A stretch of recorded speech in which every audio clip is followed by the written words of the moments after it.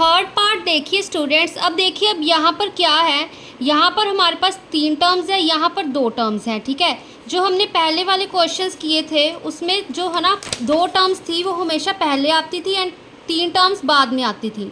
ठीक है, तो ये भी कोई प्रॉब्लम नहीं है, आप पीछे से भी मल्टीप्लाई कर सकते हो। ठीक है, अगर आपको मुश्किल लगता है पीछे से मल्टीप्लाई करना है ना, तो आप इसको आगे से मल्टीप्लाई कर सकते हो, इसको इंटरचेंज कर सकते हो। ठीक है, देखो इसका सोल्यूशन कैसे है हमारे पास, इसको आप ऐसे भी लिख सकते हो 9p plus 2q into P cube plus 3p plus q। ठीक है, अब हम देखो मल्टीप्लाई में ही है, अगर हम 5 इंटू 3 लिख रहे हैं तो उसको हम 3 इंटू 5 भी तो लिख ही सकते हैं ना, कोई फ़र्क तो नहीं पड़ता। ठीक है, तो यहाँ पर भी यही चीज़ की है हमने।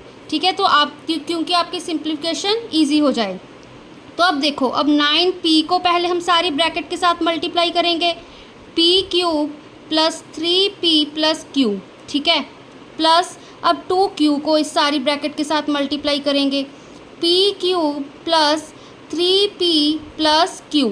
ठीक है, यहाँ पे इक्वल टू का साइन डालते रहना ताकि कंफ्यूजन ना हो।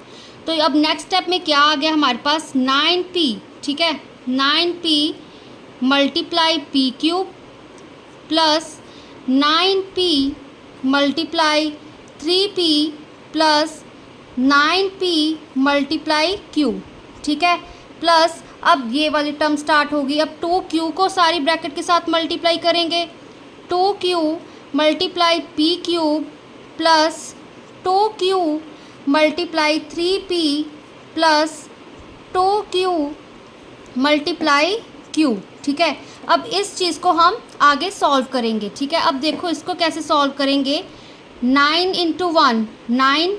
ठीक है, p इंटू पी क्यूब, अब यहाँ पर पावर 1 है, बेस सेम हो पावर्स ऐड हो जाती है, 3 प्लस 1 क्या हो गया हमारे पास 4, तो यहाँ पर p4 आ गया हमारे पास। ठीक है, प्लस 9 3 ज़ा 27, p into P power base same है पावर ऐड हो जाएंगी, p का स्क्वायर आ गया 1 प्लस 1 2। ठीक है, अब यहाँ पर 9 1 ज़ा 9, p इंटू क्यू।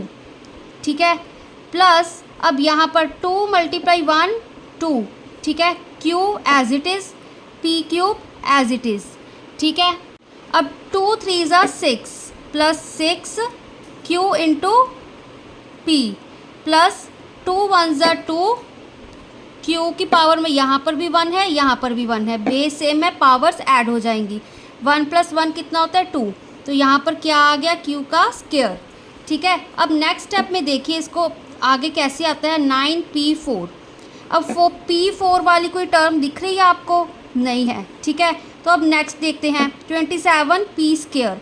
अब चेक करो कि p स्क्वायर वाली कोई टर्म है, ये भी नहीं है, ये भी एंड ये कोई भी नहीं है, तो इसको हम 27p square as it is लिख देंगे।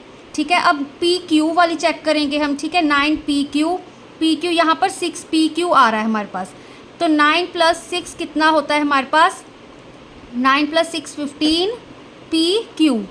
ठीक है, अब क्या आ गया हमारे पास, अब देखो 2qp क्यूब, इसके साथ कोई और टर्म आ रही है qp क्यूब वाली, तो नहीं आ रही, तो 2qp cube plus 2q square. ठीक है, तो ये गाइस हमारा, ठीक है, ये बेटा हमारा आंसर आ गया इस क्वेश्चन का। फोर्थ पार्ट देखिए स्टूडेंट्स कि इसको कैसे सॉल्व करना है हमारे पास।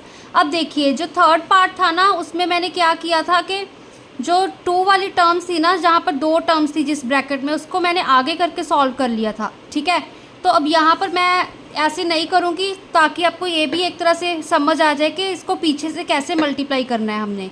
ठीक है ना, तो यहाँ पर देखो हम क्या लिखेंगे, देखो ऐसे होता है, जा तो आप -2x स्क्वायर को पहले इस ब्रैकेट के साथ मल्टीप्लाई कर लो, फिर xy को इसके साथ मल्टीप्लाई कर लो, फिर -y स्क्वायर को इसके साथ मल्टीप्लाई कर लो। ठीक है, अदरवाइज़ आप 3x को इसके साथ मल्टीप्लाई कर लो, 4y को कर लो, जैसे भी आपको ठीक लगता है। ठीक है, ईजी लगता है मेथड, आप वैसे कर सकते हो। ठीक है, अगर यहाँ पर मैं -2x स्क्वायर को, ये इस सारी ब्रैकेट को इसके साथ मल्टीप्लाई करूँ तो क्या आएगा, -2x स्क्वायर को 3x प्लस 4y। ठीक है, फिर प्लस xy को मल्टीप्लाई किया 3x plus 4y plus minus of y square को मल्टीप्लाई किया 3x प्लस 4y। ठीक है, अब देखो इसके नेक्स्ट स्टेप में हमारे पास क्या आएगा, minus of 2x square into 3x plus minus of 2x square into 4y। ठीक है, प्लस xy मल्टीप्लाई 3x। ठीक है, प्लस xy मल्टीप्लाई 4y। ठीक है, plus minus of y square into 3x plus minus of y square multiply 4y। ठीक है, तो देखो स्टूडेंट्स आगे क्या आ रहा है हमारे पास, इसको हम कैसे सॉल्व करेंगे। अब यहाँ पर माइनस का साइन आएगा, माइनस इंटू प्लस माइनस। ठीक है, 2 3 ज़ा 6।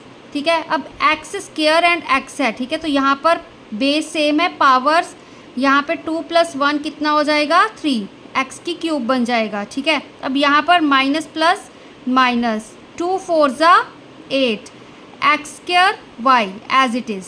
ठीक है, फिर क्या आएगा हमारे पास, प्लस यहाँ पर 3। ठीक है, अब यहाँ पर पावर 1 थी, यहाँ पर पावर 1 थी, क्या बन जाएगा ये x square 3x square Y. ठीक है, तो प्लस अब क्या आ गया हमारे पास, यहाँ पे प्लस प्लस प्लस होता है, तो यहाँ पे हमारे पास 4 1 ज़ा 4, यहाँ पे 1 नहीं है ना एक तरह से।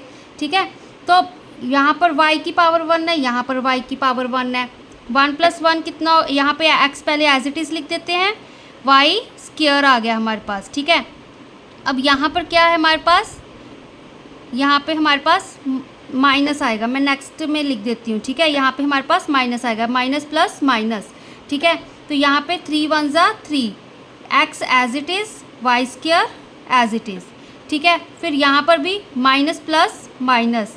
ठीक है, 4 1 ज़ा 4, अब यहाँ पर पावर 1 है, तो 2 + 1 कितना हो गया 3, 4y क्यूब आ गया इसका आंसर। अब देखो इसको, इसका फाइनल आंसर कैसे बनाएंगे हम, माइनस ऑफ 6x क्यूब। अब x क्यूब वाली कोई टर्म है नहीं है। ठीक है, तो एज इट इज़ लिख दिया, माइनस 8x स्क्वायर वाई। अब कोई x स्क्वायर वाई वाली टर्म है हमारे पास, हाँ। ठीक है, ये 3x स्क्वायर वाई एक ये है, अब और कोई नहीं है, तो -8 + 3 कितना होता है। ठीक है, -8 + 3 तो हमारे पास कितना होता है वो -5। ठीक है, ध्यान रखना है इस चीज़ का, 8 के आगे, बड़े के आगे माइनस का साइन है, तो यहाँ पर -5 आ गया। ठीक है, 5 में 3 ऐड करोगे 5 6 7 8। ठीक है, ये होता है ना हमारे पास, तो x स्क्वायर y।